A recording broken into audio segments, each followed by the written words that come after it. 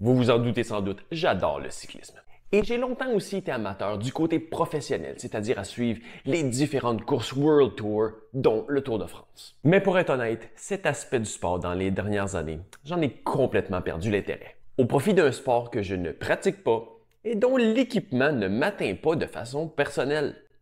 La Formule 1. Bon, avec mon profil, oui, l'ingénierie, la stratégie, l'équipement de pointe sont des aspects qui m'intriguent et me passionnent beaucoup. Mais c'est deux aspects qui sont présents dans les deux disciplines. Mais la grande différence, c'est comment le produit m'est livré.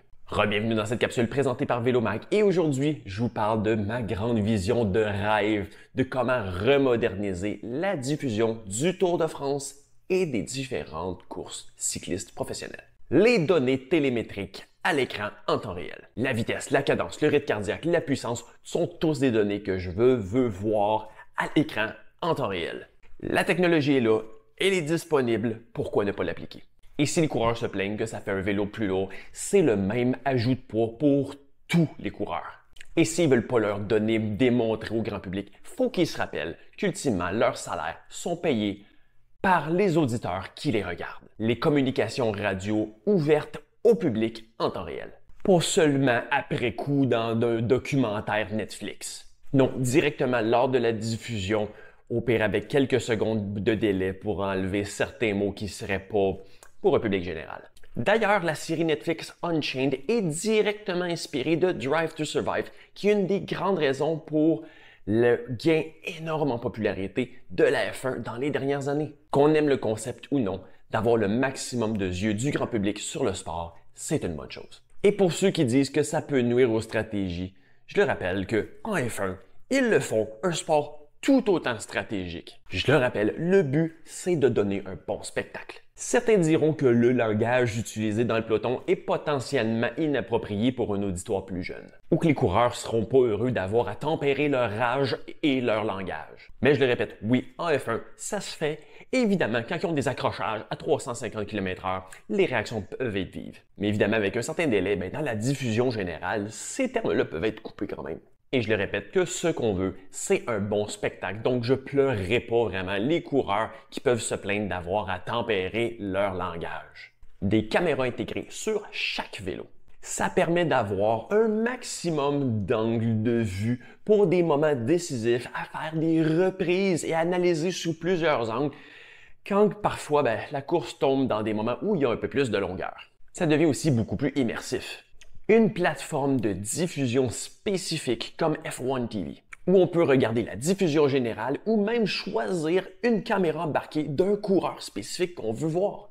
Ça enlèverait aussi les problèmes de diffusion mondiale qui nous affectent particulièrement ici au Canada, où plusieurs courses, souvent, nos seules façons de pouvoir les regarder sont par des plateformes de diffusion illégales, plus d'images filmées avec les drones. Pourquoi encore en 2024 tant d'hélicoptères coûteuses, polluantes et bruyantes pour avoir vraiment des images qui sont, oui, belles, mais qui sont toujours un peu redondantes? L'ajout de multiples drones à un coût beaucoup plus abordable qu'un hélicoptère pour amener beaucoup plus d'angles et une image vraiment beaucoup plus immersif. Tous ces ajouts-là peuvent aussi créer quelque chose qui est très bon pour la visibilité et très lucratif, c'est-à-dire le contenu post-course.